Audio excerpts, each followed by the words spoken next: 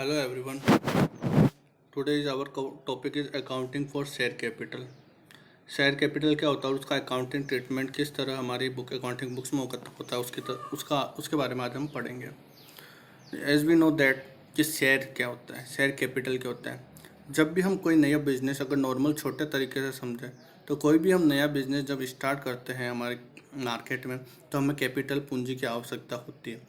अगर छोटा business start करते हैं तो हम अपने पैसों से या फिर लोन लेकर अपना बिजनेस स्टार्ट कर सकते हैं। But in big firm company, अगर बड़ी कंपनी, अगर आप कोई कंपनी स्टार्ट करते हो तो उसके लिए ज़्यादा पूंजी की आवश्यकता होती है।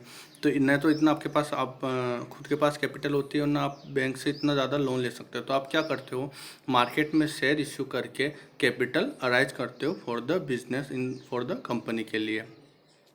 So firstly we know about what is the share capital and what is the share. According to section 2 subsection 84 of the Companies Act 2013, share means a share in the share capital of a company and including stock. It is a unit into which share capital of a company is divided. Share क्या होता है? Share एक share capital की units होती है जिसमें share capital डिवाइडेशन होता है और वो मार्केट में अपने कैपिटल राइज करने के लिए एक सर्टिफिकेट इशू करता है फॉर द पब्लिक। अगर कोई आप जैसे रिलायंस कंपनी के शेयर परचेज करना चाहते हो तो आप रिलायंस कंपनी के शेयर्स मार्केट में जो प्राइस चल रही है वो प्राइस पे करके वो शेयर परचेज कर सकते हो। तो वो शेयर एक तरह के यूनिट एक सर्टिफाइड होता है कि आप उसके अब शेयर परचेज कर चुके हो और उस शेयर के ओनर हो आप रिलायंस कंपनी के। टाइप्स ऑफ शेयर्स, शेयर्स कितने टाइप्स के होते हैं? शेयर्स होता है एक तो दो type, equity and preference share. तो इक्विटी शेयर्स फॉर कैश और for consideration other than cash, जो हम आगे पढ़ेंगे इन अकाउंटिंग ट्रीटमेंट में होता है। और प्रेफरेंस शेयर हम देखें तो cumulative preference share, non cumulative preference share, participating preference share, non participating preference share, redeemable preference share, non redeemable preference share, convertible preference share, non convertible preference share. Cumulative preference share वो preference share होते हैं कि जैसे preference share, इतना तो आपको पता है, इक्विटी शेयर और प्रेफरेंस शेयर। इक्विटी शेयर्स जो होते हैं वो रियल ओनर्स होते हैं कंपनी के, और प्रेफरेंस शेयर्स होते हैं जो इक्विटी शेयर्स से पहले प्रेफरेंस की जाती है किस चीज़ में, डिविडेंड में। और अगर कंपनी वाइंड अप होती है तो उन्हें उनके डिविडेंड पे करने में, कैपिटल पे करने में सबसे इक्विटी शेयर से पहले प्रेफरेंस दी जाती है, इसलिए उन्हें हम प्रेफरेंस शेयर कहते हैं। क्युमुलेटिव प्रेफरेंस शेयर का मतलब ये है कि जैसे अगर इस साल कंपनी को प्रॉफिट ना होकर लॉस हुआ है तो उन्हें डिविडेंड नहीं पे किया जाएगा, उन्हें डिविडेंड नेक्स्ट ईयर में पे किया जाएगा जब उन्हें प्रॉफिट होगा। नॉन क्युमुलेटिव प्रेफरेंस शेयर क्या होता है, यानी कहने का मतलब उनका जो डिविडेंड इस साल जो डिविडेंड पे नहीं हो पाया वो नेक्स्ट ईयर से नेक्स्ट ईयर क्युमुलेटिव ऐड होता जाएगा और जिस ईयर में प्रॉफिट होगा उस ईयर में उन्हें वो डिविडेंड पे कर दिया जाएगा। नॉन क्युमुलेटिव प्रेफरेंस शेयर क्या होता है कि जिस ईयर में प्रॉफिट होता है उसी ईयर में उन्हें डिविडेंड पे किया जाता है। अगर किसी ईयर में प्रॉफिट नहीं हो पा रहा तो उन्हें डिविडेंड फिर पे नहीं किया जाएगा। Participating preference share, participating preference share वो प्रेफरेंस शेयर होते हैं कि जिन्हें मैनेजर डिसीजन में, बोर्ड ऑफ मीटिंग में पार्टिसिपेट करने के लिए जो पार्टिसिपेट लेते हैं पार्टिसिपेट कर सकते हैं। नॉन पार्टिसिपेटिंग शेयर्स क्या होते हैं? नॉन पार्टिसिपेटिंग शेयर्स वो होते हैं कि जिन्हें केवल डिविडेंड पे किया जाता है, उन्हें बोर्ड मीटिंग, जनरल अपनी कंपनी की नॉर्मल मीटिंग में पार्टिसिपेट करने के लिए पार्टिसिपेट नहीं किया जा सकता। उसके बाद रिडेम्बेबल preference share. Redeemable preference share वो शेयर्स होते हैं कि आफ्टर सम पीरियड, कुछ समय पश्चात वो रिडम कर लिए जाते हैं। जैसे आफ्टर 20 ईयर्स के बाद रिडम्पशन का मतलब फुल पेमेंट ऑफ शेयर्स, उन शेयर्स को फुल पेमेंट करके वापस शेयर्स ले लेना कंपनी के द्वारा। ये रिडेम्बेबल प्रेफरेंस है। नॉन रिडेम्बेबल प्रेफरेंस है जो रिडेम्बेबल नहीं होते, यानी कुछ समय के बाद, जैसे रिडेम्बेबल में आफ्टर सम पीरियड वो रिडम कर दिया जाता है, उन्हें पेमेंट कर दिया जाता है, बट नॉन रिडेम्बेबल में पेमेंट नहीं किया जाता है। इसके बाद कन्वर्टेबल प्रेफरेंस शेयर वो प्रेफरेंस शेयर होते हैं जो कुछ समय पश्चात इक्विटी शेयर में कन्वर्ट कर दिया जाते हैं, जबकि नॉन कन्वर्टेबल वो होते हैं जिनको कन्वर्टेबल अवेलेबल नहीं होता है। और एक पार्टिसिपेंट प्रेफरेंस शेयर में एक चीज़ ये ध्यान रखना आप कि participant preference share is a share which carries the right of further sharing the profit left after paying equity and preference share at specified rate. The right of participants may also extend to surplus assets available at the time of liquidation after paying of all paid up values of preference share and equity share. यानी participant preference share में ये ध्यान रखना कि उनका right होता है किसमें, कि जो प्रॉफिट में इक्विटीज और प्रेफरेंस शेयर को बचने के बाद कुछ स्पेसिफाइड रेट पर वो प्रॉफिट में उनको शेयर्स पार्टिसिपेट किया जाता है, जबकि नॉन पार्टिसिपेटिंग में ऐसा कुछ भी नहीं होता है, वो कोई भी फर्दर राइट नहीं रखते हैं, जबकि पार्टिसिपेटिंग शेयर में फर्दर राइट रखते हैं इन प्रॉफिट में। इसके बाद categories of share capital: authorised share capital, issued share capital, subscribe share capital, called up share capital, paid up share capital and reserve share capital. तो ये different categories है share capital की। Authorised share capital क्या है? तो authorised share capital है, सबसे पहले हम ऑथोराइज्ड शेयर कैपिटल के बारे में पढ़ेंगे। This is a maximum amount which a company is authorised to arise. ये सब मैक्सिमम अमाउंट होती है, जो मैक्सिमम अमाउंट होती है जो कंपनी मार्केट से अराइज कर सकती है। This amount of share capital is stated in capital clause of the memorandum association. जो मेमोरेंडम ऑफ एसोसिएशन में कैपिटल क्लोज में लिखी जाती है कि इससे ज़्यादा अमाउंट कंपनी मार्केट से अराइज नहीं कर सकती है। This capital is generally called authorised share capital, but sometime it is called nominal और रजिस्टर्ड कैपिटल। इससे हम कभी कभी नॉमिनल और रजिस्टर्ड कैपिटल भी कहते हैं। इसके बाद है issued capital. Issued capital is the nominal value of share allotted. जितने अब जैसे मार्केट से एप्लीकेशन आए, उस एप्लीकेशन शेयर को कितने शेयर अलॉटेड किए गए हैं, वो नॉमिनल वैल्यू क्या होती है? इश्यूड शेयर कैपिटल होती है। ये किसका पार्ट होती है? ये ध्यान रखना, ऑथोराइज्ड शेयर कैपिटल का ही पार्ट होती है। ऑथोराइज्ड शेयर कैपिटल का वह पार्ट होती है जो सब्सक्रिप्शन के लिए अलॉट किए जाते हैं फॉर द शेयर होल्डर्स को और इश्यू किए जाते हैं। इसके बाद सब्सक्राइब कैपिटल किसका पार्ट होता है? इश्यूड शेयर कैपिटल का पार्ट होता है। ये होता है, इसको हम paid up capital of the company भी कहते हैं। सब्सक्राइब कैपिटल को paid up capital of the company कहते हैं। The amount of share capital this which is called from the share holder is known as called up capital. और called up capital कौन सा जो amount which is called from the share holder, जो share holder से मंगाई जाती है, किसके द्वारा? कंपनी को कॉल्ड अप कैपिटल होता है। और वो किसका पार्ट होता है? सब्सक्राइब कैपिटल का पार्ट। ये ऑथोराइज कैपिटल सबसे अमाउंट होती है जो आपका मेमोरेंडम एसोसिएशन में डिस्क्राइब होती है। Issued capital authorise capital part होता है, जो नंबर ऑफ शेयर होल्डर्स को जो जितने शेयर्स अलॉटेड होते हैं। Subscribe capital issued share capital का पार्ट होता है, जो पब्लिक के द्वारा सब्सक्राइब किए जाते हैं। पब्लिक के द्वारा सब्सक्राइब किया जाता है, इसे हम पेड अप कैपिटल भी कहते हैं। कॉल्ड अप कैपिटल क्या होता है? कॉल्ड अप कैपिटल वो कैपिटल होता है जो कंपनी के द्वारा कॉल की जाती है for the payment for the company के लिए पैसा मांगा जाता है शेयर होल्डर्स के हमें, जैसे पहले एप्लीकेशन पे, फिर अलॉटमेंट में, फिर फर्स्ट कॉल, सेकंड कॉल, ये सब कौन सी कैपिटल होती है? कॉल्ड अप कैपिटल होती है। उसके बाद paid up capital. Called up capital का पार्ट होता है कि जितनी कैपिटल मंगाई गई है उसमें से कितनी कैपिटल शेयर होल्डर्स के द्वारा पेमेंट की जा सके, उसे हम क्या कहते हैं? पेड अप कैपिटल कहते हैं। और लास्ट आता है रिजर्व कैपिटल। रिजर्व कैपिटल क्या होता है? It is the part of the uncalled capital. ये अनकॉल्ड कैपिटल का पार्ट होता है जो अभी तक कंपनी के द्वारा मार्केट पब्लिक से नहीं मंगाई गई है। The company resolve by the special resolution to call only in the event of the company being wound up. और इसका हम कब कभी यूज़ कर सकते हैं? जब स्पेशल रिजोल्यूशन के द्वारा जब कंपनी वाइंड अप हो रही है। ठीक है, तो ऑथोराइज कैपिटल जो मेमोरेंडम एसोसिएशन में सबसे हाईएस्ट कैपिटल होती है, जिसके आगे कैपिटल अराइज नहीं किया जा सकते। इश्यूड कैपिटल ऑथोराइज कैपिटल का पार्ट होता है जो अलॉटेड किए जाते हैं share. Subscribe capital issued capital का पार्ट होता है। एंड कॉल्ड अप कैपिटल जो शेयर्स मार्केट शेयर होल्डर्स के द्वारा मंगाए जाते हैं, जो रकम अमाउंट, उसे हम कॉल्ड अप कहते हैं। पेड अप कैपिटल जो शेयर होल्डर्स के द्वारा पेमेंट की जाती है, और जो इससे अनकॉल्ड अप कहते हैं जो कॉल्ड नहीं की जाती है, स्पेशल रिजोल्यूशन के द्वारा ये वाइंड अप के समय यूज की जाती है, उसे हम कहते हैं रिजर्व कैपिटल। इसके बाद आता है मिनिमम सब्सक्रिप्शन। मिनिमम सब्सक्रिप्शन है कि जब पब्लिक के द्वारा अगर कोई शेयर्स परचेज करता है, उसे मिनिमम सब्सक्राइब करना जरूरी होता है। It is the amount in the prospectus as the minimum amount that must be subscribe. मतलब टोटल, जैसे रिलायंस कंपनी ने अपने नेट शेयर्स मार्केट में लॉन्च किया, तो उसका कुछ मिनिमम सब्सक्रिप्शन रखता है कि कोई भी व्यक्ति अगर कोई शेयर परचेज करना चाहता है रिलायंस कंपनी का, तो उससे इतना मिनिमम अमाउंट तो ही उसे परचेज सब्सक्राइब करने पड़ेंगे। Unless the sum payable on application for the sum has been paid to or issued by the company by check or other instrument, security cannot be allotted. अगर minimum subscription नहीं लेता है तो उसे company के द्वारा शेयर्स अलॉटेड नहीं किए जाएंगे। Section 39 subsection 2 of the company act 2013 क्या कहता है? Provide that the amount payable on application on every security shall not be less than 5% of the nominal amount of the security.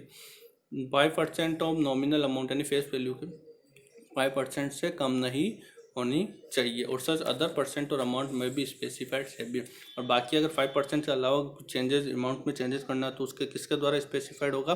SEBI के द्वारा स्पेसिफाइड होगा। If the minimum amount is not subscribed and sum payable non on application is not received within 30 days, अगर 30 दिन के अंदर अगर minimum subscription नहीं किया जाता, यदि अमाउंट पेमेंट नहीं की जाती from the date of issue of prospectus के डेट इश्यू होने से, तो और सच अदर पीरियड एज में भी स्पेसिफाइड बाय सेबी। और वो सच वो किसके द्वारा स्पेसिफाइड होना चाहिए? सेबी के द्वारा। तो ये ध्यान रखना कि मिनिमम सब्सक्रिप्शन वो सब कुछ अमाउंट सब्सक्रिप्शन होता है जो सब्सक्रिप्शन के समय आपको पेमेंट करनी पड़ती है एप्लीकेशन के समय। अगर वो आप अमाउंट पे नहीं करते तो कंपनी आपको शेयर्स अलॉट नहीं करती है। According to companies act 2013 5% of the nominal amount minimum subscription रखा गया है और बाकी अमाउंट जो है वो सेबी के द्वारा स्पेसिफाइड कर दी जाती है। नाउ टाइप्स ऑफ सब्सक्रिप्शन के कितने टाइप्स हैं? एज ए नॉर्मल व्यू देखें तो 2 टाइप है, from the point of view of number of shares and from the point of view of price of each share.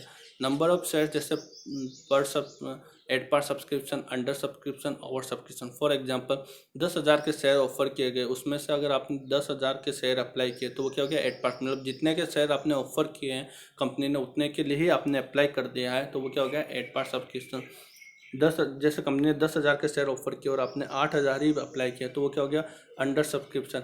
अगर कंपनी ने 10,000 के लिए शेयर ऑफर किया और आपने 12,000 यानी ज़्यादा के लिए ज़्यादा शेयर अप्लाई कर लिए तो वो क्या हो जाएगा? आपका ओवर सब्सक्रिप्शन हो जाएगा। उसके बाद from the point of view of price of each share, generally the price of each share 10 और 50, मतलब नॉर्मली होता है वो 10-50 होता है। अगर हम there is a face value which is the original value, ये फेस वैल्यू होती है जो ओरिजिनल वैल्यू होती है इस किसकी? हर शेयर की। Whereas there is payable value of each share which share holder has to pay, therefore depending upon the payable value of each share we can divided the share in 3 categories. 3 जैसे face value है 10, payable value 10 तो वो क्या हो गया? At par. अगर face value है 10 और पेबल वैल्यू 9 तो वो हो गया एट डिस्काउंट। अगर फेस वैल्यू है 10 और पेबल वैल्यू है 12 तो वो क्या हो जाएगा? At premium. तो इस तरह पॉइंट तो वो नंबर ऑफ शेयर्स के देखें तो at par subscription, under subscription, over subscription, और जबकि हम point view of price of इस शेयर के हिसाब से देखें तो एट पार, एट डिस्काउंट और एट प्रीमियम। अब हम इसका अकाउंटिंग ट्रीटमेंट देखें। Accounting of issue of shares की क्या ट्रीटमेंट होता है? तो on receiving application money receive करते समय क्या एंट्री करनी है? Bank account DR2 share application या अलॉटमेंट अकाउंट। अलॉटमेंट की एंट्री क्या करनी है? Share application and allotment to share capital. इसमें विथ एप्लीकेशन मनी या अलॉटमेंट वाली मनी आएगी जो अलॉटमेंट वाले। और जब अलॉटमेंट मनी आपको रिसीव हो जाती है तो उस समय क्या एंट्री करनी? Bank account DR2 share allotment, और अमाउंट में वो राशि आएगी जो एक्चुअल में आपको अलॉटमेंट के समय रिसीव्ड हुई है। इसके बाद on A call being made, call अगर आपने अपने अलॉटमेंट के बाद जो कॉल करी उसके लिए क्या एंट्री होगी? शेयर कॉल अकाउंट या टू शेयर कैपिटल। वो अमाउंट जितनी ड्यू बनती है कॉल के लिए वो अमाउंट से आपकी अमाउंट राशि में अमाउंट आ जाएगी। अब जब आपको कॉल मनी रिसीव करते हैं तो उस समय एंट्री क्या होगी? Bank account DR to share call account.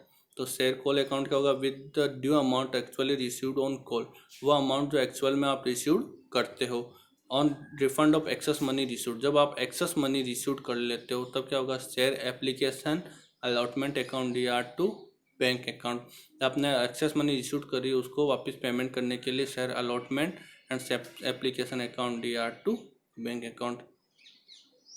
इसके बाद अगर आप शेयर्स प्रीमियम पर इश्यू करते हो, डिस्काउंट पहले डिस्काउंट पर भी इश्यू होते थे लेकिन आफ्टर द कंपनी 2013 डिस्काउंट पे इश्यू नहीं होते हैं, इश्यू प्रीमियम पर होते हैं। इश्यू प्रीमियम के क्या कंडीशंस होती है? Utilisation of security premium reserve according to section 52 subsection 2 of the Companies Act 2013 restricts the use of the amount issued as premium on security for the following purpose।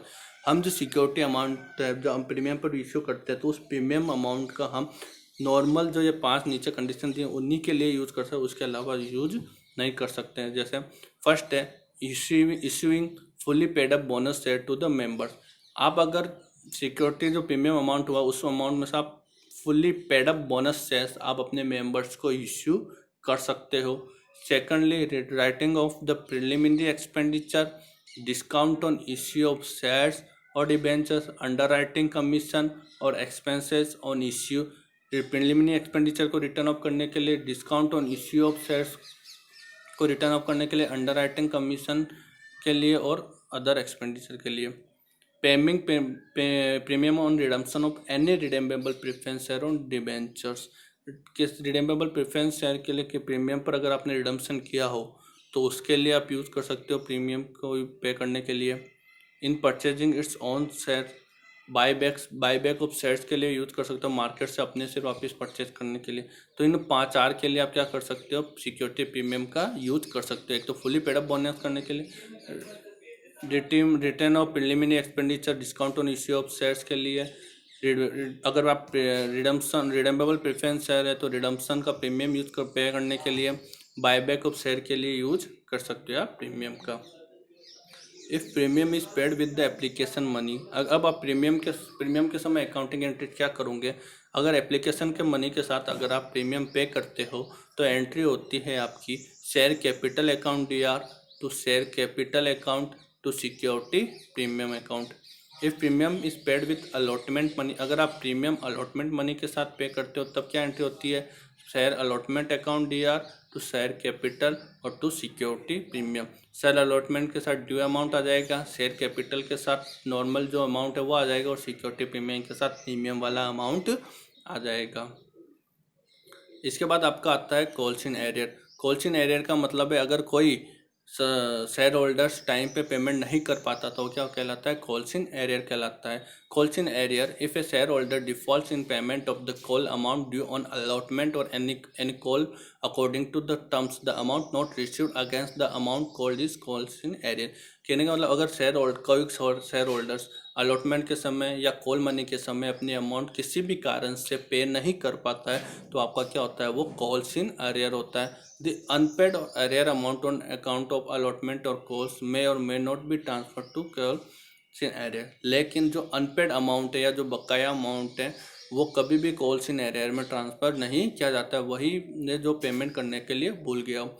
Interest the article of association companies act का table F of the companies act 2013 के according calls in arrear पर अगर आप कोई payment नहीं कर पाते और उसका पेमेंट आप बाद में करते हो तो उस पर इंटरेस्ट पे करना पड़ता है शेयर होल्डर्स को, किसको, कंपनी को। तो उसकी जो इंटरेस्ट रेट है वो कितनी है, 10% per annum according to companies act 2013। Calls in arrear एक तरह का नॉमिनल अकाउंट होता है, बिकॉज ये लॉस है इसलिए एक तरह का नॉमिनल अकाउंट होता है और ये हमेशा क्या होता है, क्रेडिट लॉस को आप क्या करते हो, डेबिट करते हो। When any share holders is unable to pay due amount on any stage therefore it should be debited in the general entry. जैसा कि calls in arrear nominal account है क्योंकि एक तरह का लॉस है तो ये हमेशा क्या होगा, जनरल एंट्रीज में जब आप एंट्री करोगे अलॉटमेंट या कॉल मनी की, अब आपको जब कॉल्स बाकी एरियर रह चुका है तो उससे आप क्या करोगे, हमेशा कॉल्स इन एरियर अकाउंट से डेबिट करोगे। उसको बैलेंस शीट में कहाँ डिस्क्लोज करोगे, calls in arrear account is shown in the notes to account on share capital. Share capital के नोट्स टू अकाउंट में शो करोगे बैलेंस शीट में। कहाँ पे, subscribed but not fully paid up share, subscribe shares but fully not paid up shares में आप क्या करोगे, वो डिडक्ट कर दोगे अमाउंट क्या, कॉल्स इन एरियर की। जो सब्सक्राइब कैपिटल जैसे 10,000 है उसमें से लेस कॉल्स इन एरियर 2,000, तो आपका क्या हो जाएगा, इस तरह बैलेंस शीट में शो करोगे। अब कॉल्स इन एडवांस, तो कॉल्स इन एडवांस कॉल्स जब अगर कोई शेयर होल्डर्स पे नहीं कर पाता तो कॉल्स इन एरियर। अगर कोई share holders call money called up करने से पहले ही, ड्यू होने से पहले ही वो किसी मनी की अगर एडवांस पेमेंट कर देता है तो उसे हम क्या कहते हैं, calls in advance. When a company accept money from the share holders against calls not yet made, the amount issued in advance is known as calls in. मतलब कोई शेयर होल्डर्स कोई मनी अभी तक कॉल नहीं की गई है, फिर भी वो एडवांस में पेमेंट कर देता है, तो उस हम क्या कहते हैं, कॉल्स इन एडवांस कहते हैं। It may also happen in case of partial और pro rata allotment of shares when the company retain excess amount issued on application of share. ये हमेशा मोस्टली कहाँ पे होता है, प्रो राटा अलॉटमेंट होता है, इसके बारे में हम आगे पढ़ेंगे। अब इसके भी इंटरेस्ट, अगर आप कॉल्स इन एडवांस करते हो या अगर आप एडवांस में पेमेंट करते हो तो आपको कंपनी पेमेंट करेगी इंटरेस्ट। कॉल्स इन एरियर में तो क्या होता है, शेयर होल्डर्स कंपनी को पेमेंट करता है इंटरेस्ट का एट द रेट ऑफ 10%। किसके लिए, क्योंकि वो बाकी रह गया इसलिए शेयर होल्डर्स पेमेंट करता है कंपनी को। बट कॉल्स इन एडवांस में एट कंपनी शेयर होल्डर्स को क्या करेगी, इंटरेस्ट पे करेगी। The company pay interest at the rate state in is article of association in the absence of the interest clause in the article of association provision of table F the company 2000 shall apply and the company is liable to pay interest। अब interest पे करने के क्या disclosure होगा balance sheet में, the amount. अब आप calls in arrear को क्या करते हो, सब्सक्राइब कैपिटल में से डिडक्ट कर देते हो और बैलेंस शीट के नोट्स टू अकाउंट में दिखा देते हो।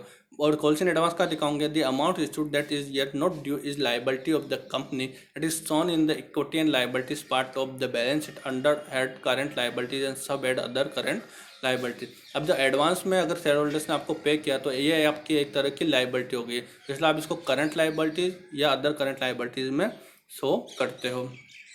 इसकी एंट्री कैसे होगी, amount of calls money received in advance bank account D R to calls in advance account. और इसको जब ये तो रिसीव करने की एंट्री होगी। अब जब इसको किसी कॉल्स जिसकी एडवांस आपको पे किए, जैसे कॉल मनी की एडवांस पे करिए, तो इसको कैसे एडजस्ट करोगे, calls in advance account debit to final call account या फर्स्ट कॉल सेकंड कॉल। तो थैंक्स टू ऑल।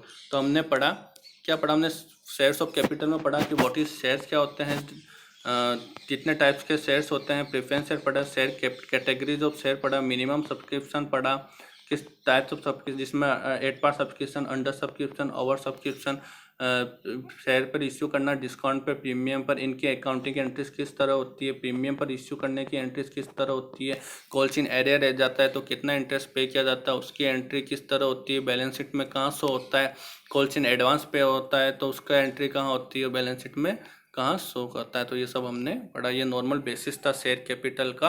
अब इसके आगे हम पढ़ेंगे issue of shares capital, preference share, उसके बाद रिडम्पशन और थैंक यू।